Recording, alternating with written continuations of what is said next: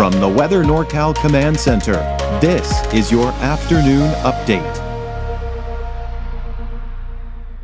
Dennis's Heating and Air Conditioning is Northern California's premier heating and air conditioning contractor. From residential housing, large commercial projects, installation to repair, sheet metal fabrication, and everything in between, we are your go-to heating and air conditioning specialist. Good afternoon, everyone. I'm Meteorologist Mike Krueger with that bigger summer heat I've been talking about all week long. It arrives today. You're going to really notice it this afternoon, especially in the valley. It's going to be a little bit more delayed in the mountains, but we are getting warmer, 80s and 90s in the mountains, and of course 60s for the coast. And parts of the valley by tomorrow and even Saturday could touch 110 degrees, maybe even a bit warmer, which would be the hottest we've seen so far for the year, and the first time we'll hit 110 degrees for this year as well. And also, this may be one of the longer stretches of 100-plus degree temperatures here so far for the season, but we do expect to see some relief in sight, and that's around the middle to latter part of next week. Here's your neighborhood forecast at a quick glance. Yeah, there it is. I mean, we're really seeing the temperatures just spike pretty dramatically here in a matter of 24 hours. So for the valley, we're over 100 degrees, upwards of 105 degrees, give or take, depending on where you are. Otherwise, 80s, mainly 90s for the higher elevations, and low 60s for the coast. Let's take a look at our fire weather forecast. Sponsored by Garmin's Tractor Service. There you can see those winds are a little breezy at times, but really the main thing that we want to pick out from this is the fact that no big wind events.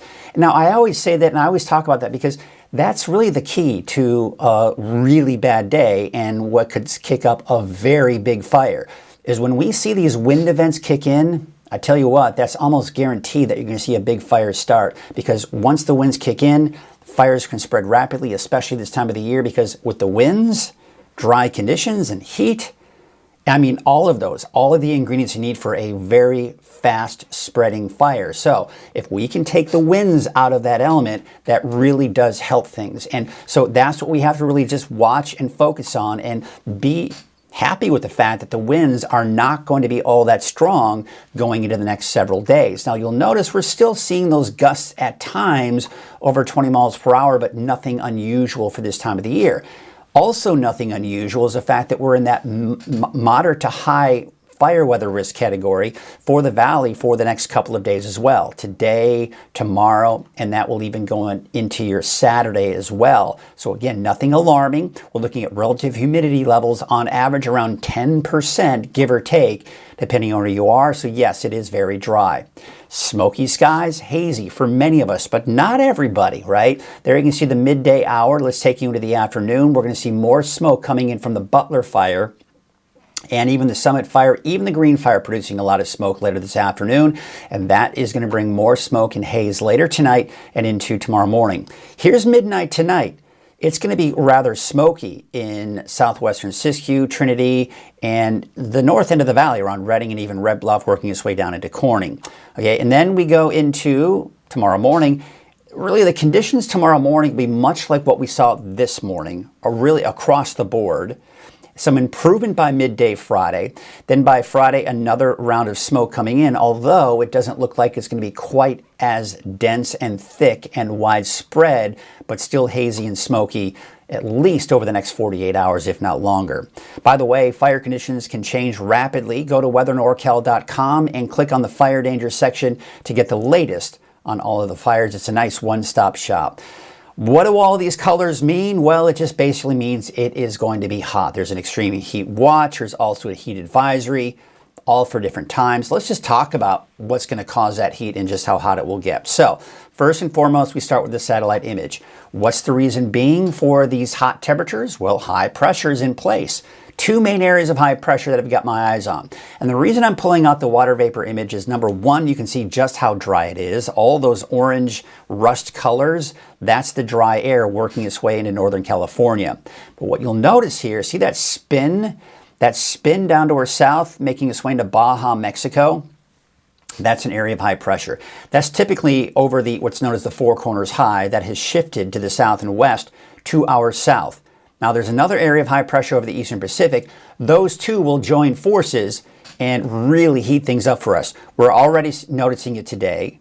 That'll be the case through the weekend. There's a look at Saturday. We go into Sunday and Monday. That ridge of high pressure especially kind of peaking off to our west. Then we have some cooler air, if you will, that's going to be pulling down from a main pocket of cold air. Now that cold air stays way to our north, but what this is going to do is help to moderate our temperatures a bit. So instead of 107, 108, even upwards of 110 degrees, by the middle and especially latter part of next week, that dip in the jet stream, that warmer air coming in from that colder air to the north, is going to help to drop our temperatures. In fact, even below 100 degrees by the time we do get into around Thursday, Friday of next week, kind of hovering around that upper 90s to about 100 degrees. But again, you can see that trend, how it's dipping. Once we do get into Friday, Saturday, temperatures will start to slowly drop after that, but still hot any way you look at it, right? Take a look at Futurecast just for fun. You'll see that those clouds move back in along the coast here, some of that fog, but by tomorrow afternoon, I do expect even Eureka we'll get to see some sunshine through the day on Friday. Some afternoon clouds popping up in the eastern mountains, but I don't anticipate any rain or thunderstorms. Most of that should be off to the east. More fog even as we go into Saturday morning, but not that much. So that'll allow even Eureka, Humboldt Bay to really clear out for Saturday afternoon. Now, it looks like Futurecasters want to pick up on a few showers developing to our south-southeast, but for the most part, dry conditions and partly cloudy skies. Here's a look at your forecast for today. Those temperatures are going to be, over 100 degrees in the valley. Mainly 90s for the higher elevations, smoky and hazy, by the way. Temperatures tonight dropping down into the low 70s for the valley. Temperatures in the 50s for the higher elevations. Let's take a look at your 7-day forecast, starting off with the valley. There it is, that stretch of 100-plus degree temperatures, at least for the next 7 days for Redding in particular.